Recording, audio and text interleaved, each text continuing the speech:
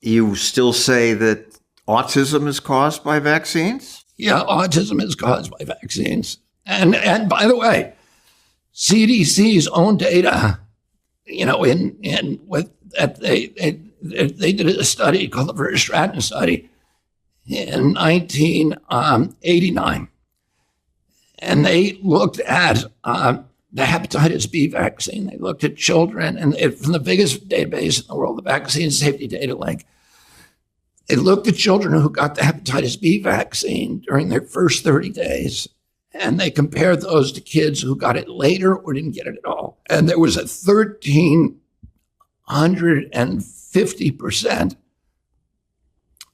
elevated risk for autism among the people who got the vaccine. There may well be, but there are studies with millions of people. You ignore the big studies. You have this wrong.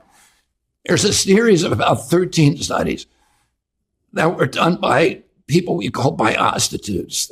One of them was the leading one, who are people who do these studies for money for CDC. They were paid for by CDC in order to create the illusion that vaccines don't cause autism. The chief scientist was a guy called Paul Thornton, who CDC and his study is the most cited study for this proposition. And Paul Thornton is now a fugitive. He's wanted by Interpol. He stole millions of dollars from CDC that he had claimed to use on this study, but he was building houses, buying motorcycles, and living a life of luxury. And his study is absolute fraud. And yet they have not retracted it because CDC is a dishonest organization. It continues to be cited in the literature. And by the way, John, there are hundreds and hundreds of studies.